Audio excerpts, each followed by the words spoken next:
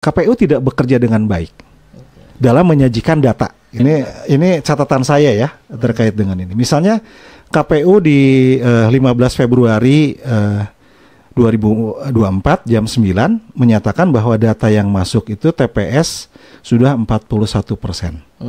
Lebih ya, 41,01. Itu di jam 9. Kenyataannya kalau kita pakai analisa sederhana saja gitu ya, dan kita pakai data suara sah di tahun 2019 yang 1.554.257.601 gitu ya. Suara sah. Jadi Prabowo dengan Jokowi gitu ya. Itu ternyata kalau digitukan itu cuma 14%. Jadi mereka bilang datanya itu sudah masuk 41%. Sebetulnya cuma 14%. Kok bisa? Gimana itu? Yang lain itu baru diterima di meja, belum diolah istilahnya.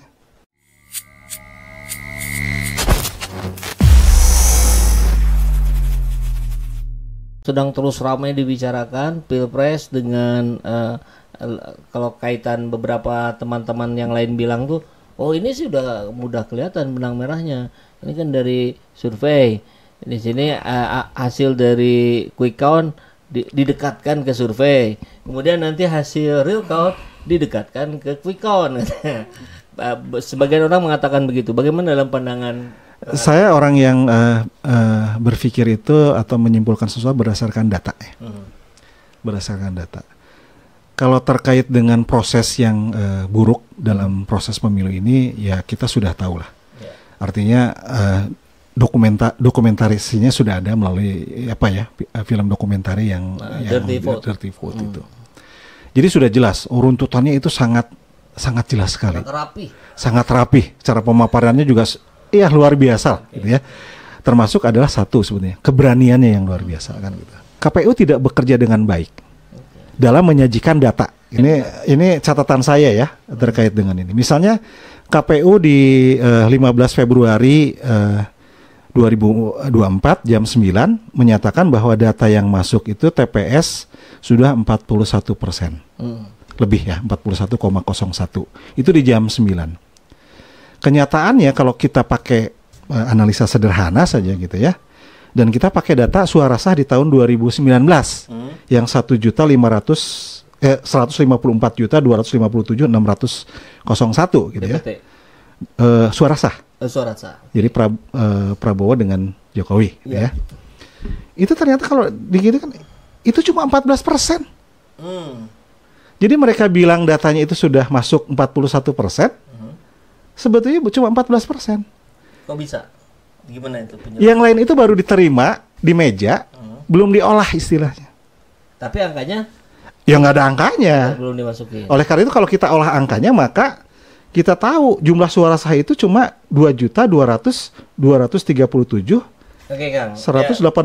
Jadi jumlah pemilih kehadiran TPS cuma 66. Masuk akal nggak? Oke, biar clear Kang. Ini kan kalau kita lihat sekarang di hitungan real count KPU itu kan sudah sekitar 50%-an. Nah, itu. Atau yang di sini. Jadi kalau urutan-urutannya gini. 41%. Katanya 41%, tapi kenyataannya kalau menurut hitungan saya, tapi berdasarkan data suara sah di tahun 2019 ya. Itu baru 14% sebetulnya. Karena data yang ditampilkan 14% itu dari angka mana, Kang? Dari angka yang mana yang ini? Jadi ini adalah 22 juta dibagi dengan 154. Tapi 154 kan suara sah di tahun 2019. Ya, harusnya di bawah 14%. Harusnya di bawah 14% karena suara sah sekarang harusnya kan lebih tinggi ya, gitu ya. Prediksinya kan harusnya lebih tinggi suara sah sekarang. Kecuali kalau memang suara sahnya jadi jumlah suara yang sudah masuk tuh sekarang 22 juta. Itu di posisi di jam 9 kemarin tanggal 15 gitu ya. Artinya cuma 14%, 14,5 lah. Tapi sebetulnya di KPU melaporkan 41. Jadi data yang angkanya belum masuk, ada tulisan sih memang dalam proses, tapi sudah dihitung sebagai suara yang atau TPS yang masuk ke KPU. Itu kan informasinya menyesatkan. Salah. Jadi kita nggak dapatkan data yang lengkap sebetulnya. Dan itu memang kalau dilihat memang prosentasenya itu makin naik dari waktu ke waktu misalnya. Jam 12-nya itu jadi 17,03 kalau menurut catatan saya gitu ya. Kemudian saya nggak memantau secara jam per jam, cuma kemudian malamnya pada Isya jam 19.30 itu sudah 24%, tapi dilaporkannya 44%. Jadi kalau ini naiknya kalau dari awal itu cuma 3%, Kalau ini naiknya jadi 10% kan? Ya.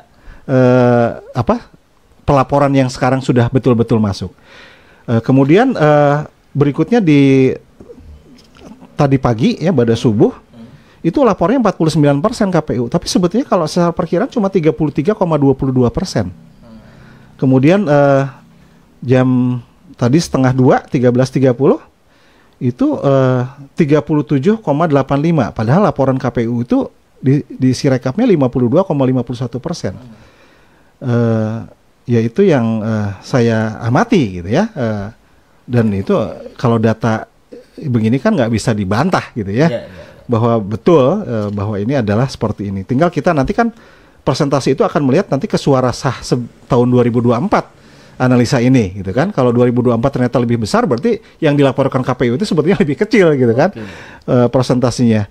Dan kalau lihat presentasi perolehan suara ya memang Anies itu di 24 sampai 24% sampai 26 mungkin. Prabowo di 56 sampai 58. Kemudian Ganjar di ini yang pertama 19 tapi makin kesini itu makin turun sebetulnya. Jadi mungkin antara 17 sampai 19% gitu. Bukan menyesuaikan dengan quick count. Ini data yang sudah ya artinya kalau di sini KPU menyebutkan di data terakhir lah ya ini bahwa termasuk data-data hasil penggelembungan bukan hasil penggelembungan. Saya kira kalau salah hitung itu kecil lah. Tapi udah masuk ke sini. Ya kita kan nggak melihat datanya, nggak tahu yang digelembungkan di mana dan segala macam. Maksudnya secara. Tapi kalau secara logika kalau lihat ini yang penggelembungan itu sudah direvisi. Ya, artinya sudah direvisi. Sudah direvisi, tapi angkanya sudah ada di sini. Ada di sini, tapi jumlahnya itu kecil, mungkin ya, 3-4%. Nggak nyampe, kecil lah ya. Artinya kalau sekarang tadi ada dilaporkan KPU di terakhir ya, yang jam 13.30 itu dilaporkan ada 432.310 TPS, sebetulnya kan cuma 37%, anggap 50% lah gitu ya. Itu kan berarti cuma ya 37 mungkin cuma 2.000 TPS sebetulnya yang sudah tervalidasi. Tapi ngakunya nih KPU itu sudah 52,51% gitu. Kira-kira ini kenapa bisa terjadi seperti ya itu mah masalah teknis sebetulnya ya. Cuma ini menunjukkan bahwa KPU sih tidak bekerja dengan profesional. Membikin Sirekap tapi tidak dan saya yakin sebetulnya nasib Sirekap itu hampir sama nanti dengan Situng. Dalam arti bahwa sampai 65% itu berhenti gitu. Jadi masyarakat sebetulnya tidak akan mendapatkan data yang full gitu ya, kecuali bahwa itu dari hasil hitungan manual gitu. 60% selesai tapi kan itu data Sirekap ya. Data manual ini beda lagi. Data manual ya 100% tentu. Sampai nanti perhitungan di tingkat nasional ya. Saya nggak tahu tahapannya berapa lama, 1 bulan kah? Gitu ya. Jadi itu dan itu sudah ketahuan presidennya Prabowo, bahkan sebelum nonton The Vote pun sebetulnya dengan melihat Gibran jadi capres gitu ya. Tapi kan tetap hati nurani itu kan mengatakan masa sih gitu ya. Itu aja sih sebetulnya yang menyebabkan kemudian kok nggak rela gitu ya. Gitu aja sih sebetulnya. Oke. Nah, apa yang ini ya, yang menjadi catatan ke depan barangkali dari Kang Arief, apakah udahlah nggak usah ada quick count atau dibalik, udahlah nggak usah ada real count biar dalam 1-2 jam atau nggak usah ada pilpres pakai quick count aja sama ini. Ya tetap kalau presiden sih tadi ya, kalau kita kembali ke Undang-Undang Dasar 1945 dan juga berdasarkan pada Pancasila, ini jadi bingung nih karena psikolog tapi ditanya soal yang begini. Ya lebih baik kan sila keempat itu dilaksanakan karena itu memang hasil pemikiran dari founding father yang memang melalui perdebatan yang cukup panjang dan cocok untuk Indonesia gitu. Jadi itu kalau saya ya reformasinya kebablasan lah gitu ya. Tetap saya berpendapat begitu, termasuk ya beberapa sepuh yang tidak bisa disampaikan gitu, mau tidak cocok itu di Indonesia. Kecuali kemudian kalau bentuk negaranya bukan kesatuan gitu, bukan persatuan gitu, tapi serikat gitu ya. Mungkin lain lagi ceritanya. Itu sih. Jadi kembali aja ke situ kalau lihat ininya. Sebagai psikolog ya, ini gimana nih mengatasi, rasanya sudah agak susah ya. kita merekatkan yang sudah terpecah ini, gitu ya. Meskipun nanti misalnya, oh Anies berhasil dirangkul, Ganjar, karena bukan pada figurnya, kita berpegang pada nilai, gitu ya. Nilai-nilai yang kita pegang ini sebagai, ya mungkin sebagian besar pendukung Anies, termasuk saya, merasakan bahwa nilai kebenarannya inilah, gitu ya. Prabowo gimana? Prabowo nggak ada masalah buat kita. Prabowo itu boleh mencalonkan diri sebanyak semaunya, gitu ya. Asalkan wakil presidennya melalui proses yang secara nurani, secara itu betul. Dan ini kita sudah tahu semua. Terbukti dengan MK memutuskan ada pelanggaran etik. Ya. Kemudian KPU juga dalam hal pendaftaran itu sudah, cuma ya gitulah ya, MK-nya tidak punya keberanian untuk membatalkan, gitu kan.